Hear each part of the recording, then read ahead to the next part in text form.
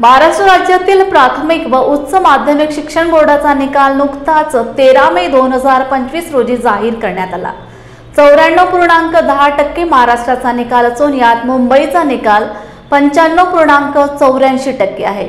यात ह्या वर्षीही मुलांना मागे सारत मुलींनी बाजी मारली।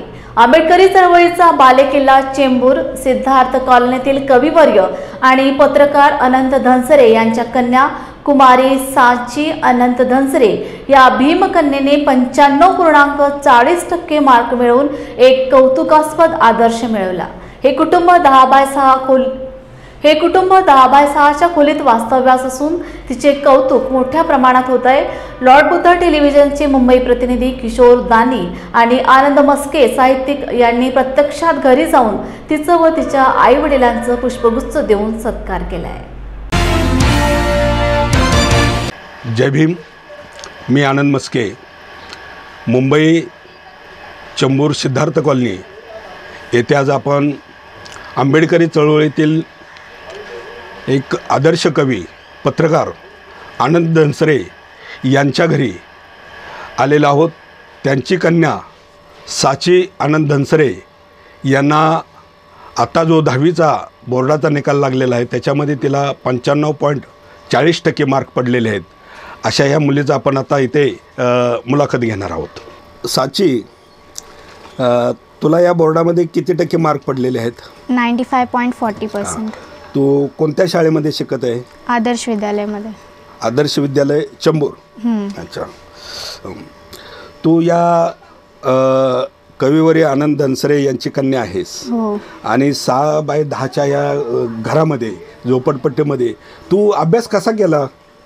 आई वडिलांच्या सपोर्टमुळे आणि स्वतःची जिद्द असल्यामुळे मी अभ्यास करत होते आणि पॅशन पण होता एक अभ्यास करण्यासाठी, सो केला तसंच। अतिशय म्हणजे शब्द तिने पॅशन हा शब्द वापरलेला आहे। पॅशन म्हणजे तुझे एक कमिटमेंट होती का मला एवढे मार्क पाडायचेच आहेत, एवढ्या मार्कापर्यंत मला जायचंच आहे? हो हो। अच्छा। बरं, तुझे 8वी 9वीला किती मार्क होते? 9वीला 90% होते आणि 8वीला असे 83-82 असे होते। अच्छा।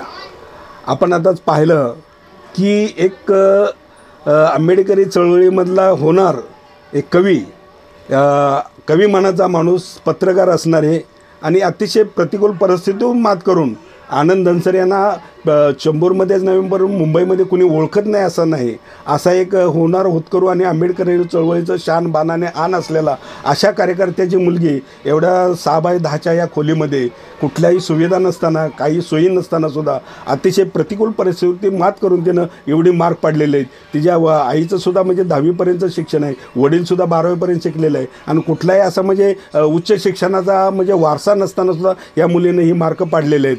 तर मला तुला एक विचारायचं आहे की तुझं पुढचं विजन काय आहे?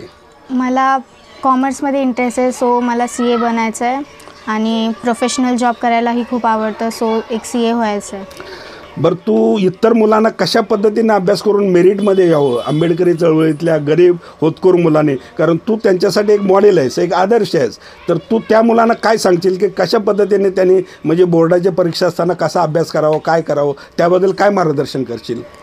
स्वतःवर विश्वास ठेवा, कारण स्वतःवर विश्वास असला तर कुठलीही परीक्षा क्रॅक करायला खूप इझी जातं आणि कुठलाही सब्जेक्ट असतो त्याच्यामध्ये इंटरेस्ट दाखवा, सो त्या इंटरेस्ट म्हणून तुम्ही काहीतरी करू शकता आणि एक ध्येय ठेवा की त्या ध्येयापर्यंत जायचं आहे, सो यू कॅन पास। बरं, तुला आईवडिलांनी क्लास लावलेला होता का? हो। कोणत्या क्लासला जात होते? RK classes. आर्थिक क्लासेस। बरं, गावखेड्यामध्ये असं आहे की मुलांना कुठले क्लास वगैरे अशी काही सुविधा नसते। शहरातली मुलं क्लासला जाऊ शकतात, ग्रामीण खेड्यातले मुलं आहेत त्यांना कुठल्या सुविधा नाहीत, तर त्या मुलांना तू काय सांगशील की क्लास नसताना सुद्धा कसा अभ्यास करावा? स्वतःच्या अभ्यासावर फोकस करा। आता शाळेतलेही खूप शिक्षक असतात, त्यांना विचारा, कारण शिक्षक खूप मदत करतात आणि अभ्यासावर फोकस केला तर काहीतरी जिद्द असली तर माणूस काय पण अचीव करतोच। अच्छा, तुला एक भाऊ आहे, तो भाऊ कितवीला आहे आता? तो आता 9वीला गेला। अच्छा, 9वीला गेला। अच्छा, म्हणजे त्याची कसोटी आहे, तो सुद्धा बहिणीच्या पावलावर पाऊल टाकून चालेल। साची धनसरे हिने अतिशय प्रतिकूल परिस्थितीवर मात करून 95%च्या वरती मार्क पाडलेले आहेत आणि तिला तिच्या आईने सुद्धा चांगली साथ दिलेली आहे। तर त्यांचंही एक पुष्पगुच्छ देऊन मी स्वागत करतो दोघींचं. आणि साचीच्या आईला विचारतो की आपल्या मुलीने एवढ्या प्रतिकूल परिस्थितीत मात करून एवढी मार्क पडले, त्याबद्दल आपल्याला काय वाटतं?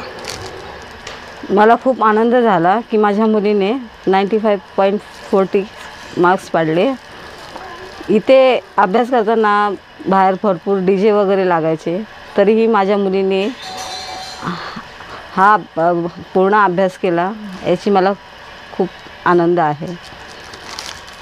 वास्तविक पाहता झोपडपट्टी एरियामध्ये खरंच त्यांनी जो मुद्दा उपस्थित केलेला आहे की झोपडपट्टीमध्ये खरं वास्तवता मुलांच्याबद्दल अशा कुठे अभ्यासिका नसतात किंवा मुलांसाठी बाबा आता 10वीचे बोर्डाची परीक्षा आहे, घरामध्ये TVचा आवाज कमी करावा की एखादं कार्य असेल तर त्याचा DJ कमी करावा, अशातली अजूनसुद्धा झोपडपट्टीमध्ये अशी मानसिकता झालेली नाही. आणि ती मानसिकता खऱ्या अर्थानं होण्याची गरज आहे. आणि त्यांनी जी व्यथा मांडली की एखादा कार्यक्रम असला तर 2-2 दिवस त्याचे इतके DJ जोरात वाजतात की घरातली भांडीसुद्धा पडतात. आणि अशा प्रतिकूल परिस्थिती साचीने 95% मार्क पाडणं खरंच म्हणजे अतिशयोक्तीची अशी गोष्ट आहे.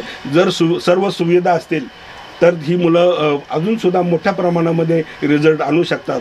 तरीसुद्धा प्रतिकूल परिस्थिती मात करून त्यांच्यासमोर डॉक्टर बाबासाहेबांचा आदर्श आहे. आणि ह्या आदर्शानं परिस्थिती मात करून त्यांनी जे एवढं एक मार्क मिळवलेले आहेत ते अतिशय म्हणजे कौतुकास्पद आहे. त्यांचं मी खरंच पुष्पगुच्छ देऊन त्यांचं लॉर्ड बुद्धा चॅनलच्या वतीने हार्दिक स्वागत करतो. आणि सांचीला पुढच्या शिक्षणाच्या दृष्टीने मी लॉर्ड बुद्धा चॅनलच्या वतीने हार्दिक शुभेच्छा देतो. जय भीम, नमो बुद्धाय, जय भारत.